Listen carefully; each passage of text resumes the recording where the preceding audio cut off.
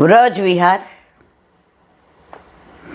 આ ગ્રંથ નવનીત પ્રિય શાસ્ત્રીનો ઓથેન્ટિક ભાદરવા મહિનામાં લીલી પરિક્રમા ચાલુ થઈ ત્યારથી આપણે આ વ્રજની દરેક લીલાસ્થળીનું અનુસંધાન રોજ કરીએ છીએ અને એટલી વાર રોજ વ્રજમાં પહોંચી જઈએ છીએ. એ લીલાસ્થળીના દર્શન કરીએ છીએ. એ પ્રભુ એ લીલા કરે છે, એ લીલામાં આપણે સંમિલિત થઈએ છીએ. કાલે આપણે આન્યોરની લીલાને વિરામ આપ્યો, ગોવિંદ કુંડનું આપણે વર્ણન કર્યું. હવે આન્યોરની લીલાને વિરામ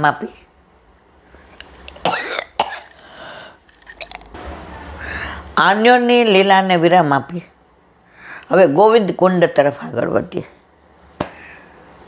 ગોવિંદ કુંડની લીલાનું વર્ણન કાલે આપણે કર્યું.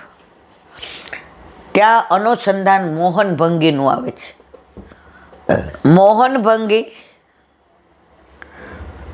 ઠાકોરજી કે વલ્લભ કે ગુસાઈજી કોઈની જ્ઞાતિ સામે નથી જોયો, વર્ણભેદ નથી જોયો. મોહન ભંગી હોય કે કુંભાર હોય, ક્ષત્રિય હોય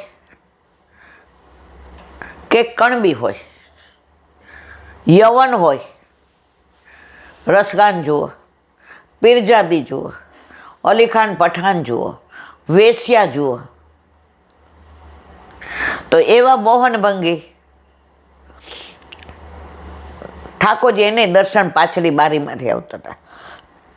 આજની તારીખમાં એ બારી એકવાર ગુરુની આજ્ઞા લઈને ઉપર જવાય ગિરાજ ઉપર, ત્યાં એ બારી છે જ્યાંથી ઠાકોરજી દર્શન આપતા.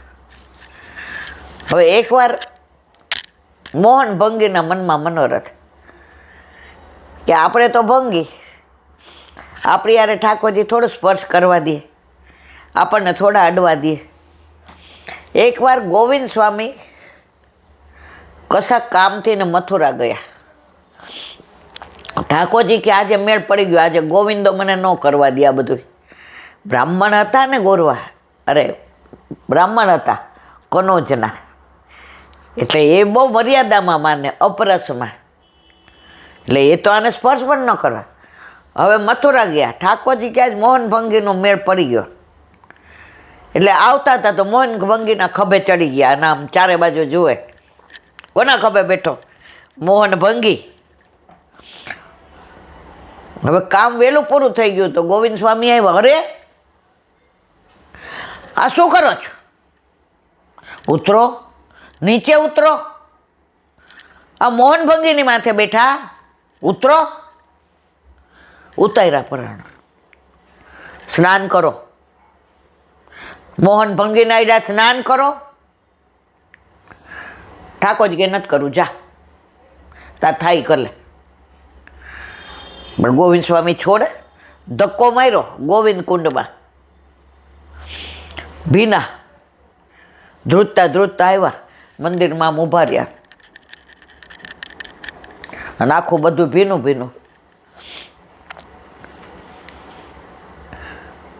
દર્શન ખુલ્યા. ગુસાઈજી કે અરે બાવા, કાવ ભયો, કાવ ભયો, હું કાવ કયો ટેરો લીધો. એ કે જે કહેવો ને તમારા ગોવિંદાને કહેજો, બહુ હેરાન કરે છે. સખ્ય ભાવ હતો ને ગોવિંદ સ્વામી સાથે ને કુંભનદાસ સાથે, સખ્ય ભાવ હતો. ગોવિંદ વાત અહીંયા કેમ આમ કર્યું? એ કે મોહન ભંગીના ખભે બેઠા હતા.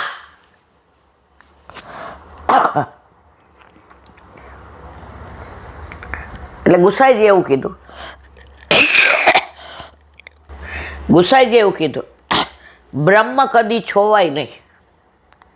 ગોવિંદ સ્વામી કે બધી વાત સાચી, બ્રહ્મ ના છોવાય પણ વલ્લભની મેળ તો છોવાઈ જાય ને. ગુસાઈજીએ ચૂપ કર્યું. એ લીલા અહીંયા બની હતી. તો મારા વાલા, વ્રજની એક એક વૃક્ષની પાન ઉપર પ્રભુની લીલા છે. વૃક્ષે વૃક્ષે વેણુધારી અને પત્રે પત્રે ચત્રભુજ. તો આ ગોવિંદ સ્વામી ગોવિંદ કુંડની લીલા. મોહના ભંગીની કાંધે ખેલતા શ્રીનાથજીને ગોવિંદ સ્વામીએ મહાપ્રભુજીની મેળ મર્યાદા ન છુવાય માટે પકડીને જબોડેલા. લે, સ્નેહ સીમા અને સિદ્ધાંત નિષ્ઠાનો સુભગ સુમેળ છે. સિદ્ધાંતે સચવાયા, જબોડી દીધા અને મોહના ભંગીની માથે બેહી ગયા. સ્નેહ મોહના ભંગી સાથે કર્યો અને સિદ્ધાંત ગોવિંદ સ્વામીનો સાચો. વલ્લભને મેળે ન છોવાવા દીધી. આ પરબ્રહ્મ, આ પરમાત્મા, આ ઈશ્વર. તેમાં ગોવિંદ કુંડે નિકુંજ દ્વાર છે. એ નિકુંજ દ્વારના વર્ણન મને એમ છે ગર્ગ સંહિતામાં ક્યાંક આવે છે. જુઓ, ગોવિંદ કુંડની કુંજની કુંજ. પ્રભુએ હંમેશા વાસ ક્યાં કર્યો છે? કુંજની કુંજ, વન ઉપવનમાં. એટલે આની જે રહસ્ય લીલા છે એ મને આમ સમજાવતા નથી આવડતું, કારણ કે રહસ્ય છે, બધું બહાર ન બોલાય. તો કુંભનદાસજી વિશાખા સભી રૂપે ત્યાં બિરાજે છે. અહીં ચરતી બેસી ગાયો પ્રભુના ગોચરણની સંવેદન સ્મૃતિ જગવે છે. ચરતી ગાયો છે ને એ પ્રભુ કદંબ ચડ કાન બુલાવત ગૈયા. ઉપરનો ફેરવે સાંજે ઘર જેવે કે હોય હે બિરિયા. હવે દાઉજી બોલાવે તો ન આવે, સખાઓ બોલાવે તો ન આવે, ઠાકોરજી જેવો અયો અયો. હવે થાનમાં એટલું દૂધ ભરાયું હોય છે કે દોડે છે પ્રભુ પાસે તો રજ ઉડે. હવે રજ ઉડે તો ઠાકોરજીને શ્રમ પડે. તો ગાયો પણ પ્રભુના સુખનો કેવો વિચાર કરે? એ રજ ઉડે દોડે એટલે તો થાનમાંથી દૂધ સ્રવે. એ રજ ઉપર દૂધ પડે એટલે રજ ઉડે નહીં, બેસી જાય. તો પ્રભુના તત્સુખનો વિચાર ગાયો પણ એવા કરે છે. ગૌડીય સંપ્રદાયનું શ્રીનાથજીનું મંદિર અહીં છે, ગોવિંદકુંડ પાસે. આપણે ગયા હતા, દર્શન કર્યા છે. બહુ જ સુંદર સ્વરૂપ છે. રાણી પદ્માવતીએ બંધાવેલા શ્રી ગોવિંદ દેવજી અને બળદેવજીના મંદિર પણ અહીં બિરાજે છે. બોલો વલ્લભાધીશ કી જય. હરિરાય વાંગ મુક્તાવલી, હરિરાય મહાપ્રભુજી કી જય. પુષ્ટિના 10 મર્મ, એમાં ગુણગાન હોય કે મર્મ હોય. દ્વારકેશજી આ કીર્તન લખ્યું છે. આસરો એક શ્રી વલ્લભાધીશ, માનસી રીત કી મુખ્ય સેવા વચન. એમાં 10 મર્મ છે. એમાં 10મા મર્મની ચર્ચા આપણે અત્યારે કહ્યું છે. 10મો મર્મ કયો છે? જુઓ, કૃતિ વચન વિશ્વાસ મન ચિત્ત માને. એનું વિવરણ અત્યારે આપણે કરીએ છીએ.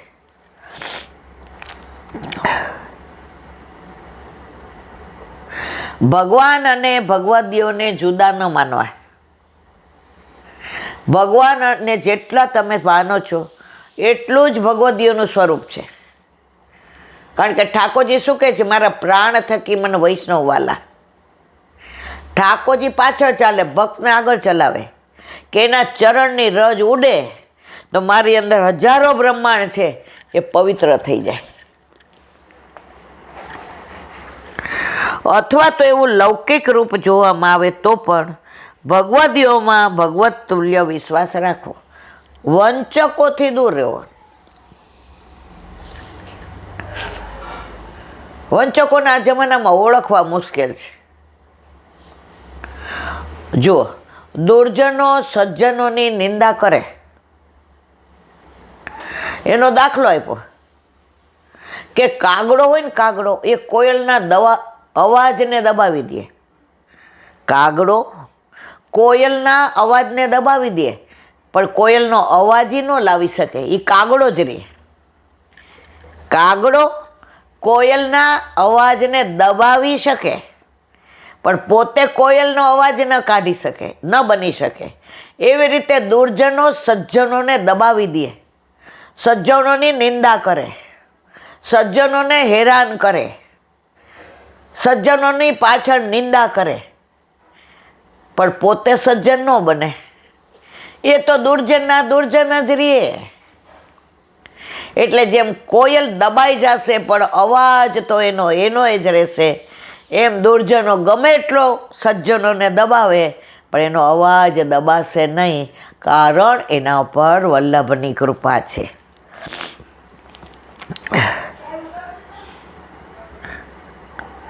જે સ્થળે જેવા કૃષ્ણ કયા છે તે સ્થળે તેવા જ ભગવદીઓ જ, અથવા તો જે સ્થળે જેવા ભક્તો કયા છે તે સ્થળે શ્રી કૃષ્ણ તેવા છે એમ સમજવું.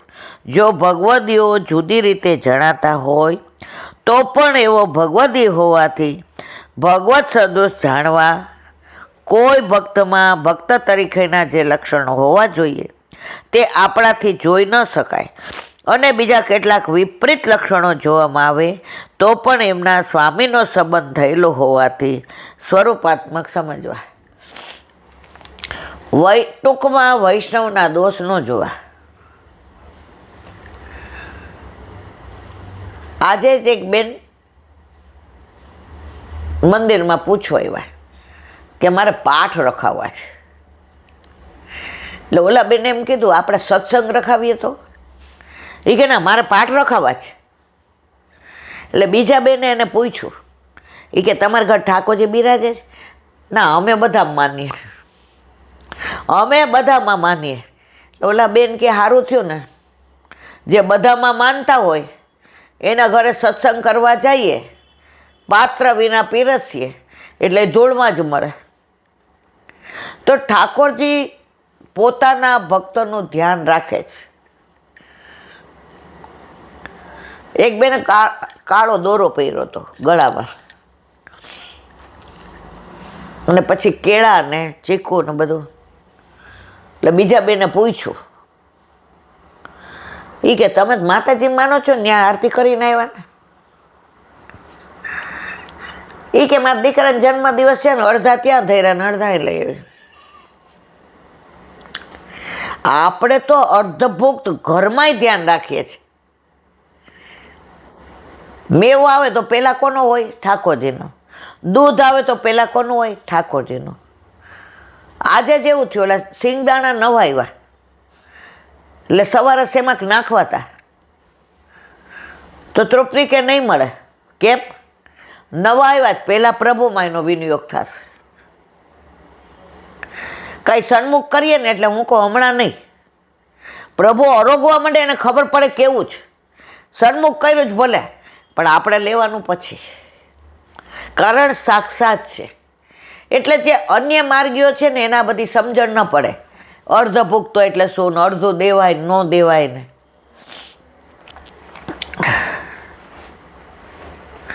કૃપા પરાયણ સદાનંદ નંદનંદન પોતાના નિજજનો માટે જે પાઈ કામ કરે છે તે સારું જ કરે છે માનવું. પ્રભુ કરે સો ભલી કરે.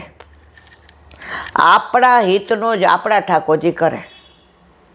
આજે સાપ જતો હોય અને આરાધ્યનો ઓલું હળવળ હળવળ થઈને મજા આવે, નાનો હોય તો પકડવા દોડે, આપણે લાફો મારીને લઈ આવીએ, એને ગમે નહીં કે મને લાફો માર્યો, મારું રમકડું વયું ગયું. ભાઈ રમકડું નહોતું, તારો જીવ વયો જાત. આપણે પિન્ટુને ખબર છે એકવાર આંધળા ચાકડા, મારો મોટો બાબો 1.5-2 વર્ષનો હતો અને અમે ચાલીમાં ભાડે રહેતા હતા, ખેતર ને બધું ગંદુ ઘાટલોડિયામાં 40 વર્ષ પહેલાં. ત્યાં આંધળું ચાકડું નીકળ્યું.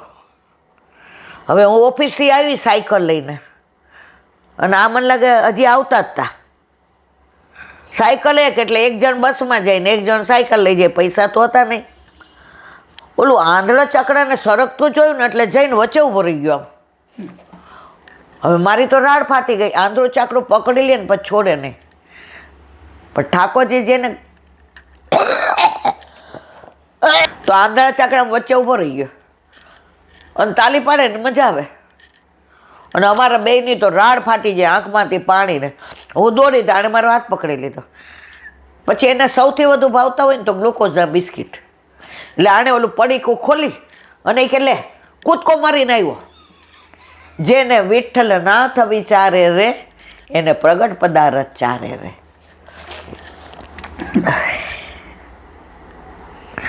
જેમ મા બાપનું દરેક કાર્ય પુત્રના હિતના માટે જોયું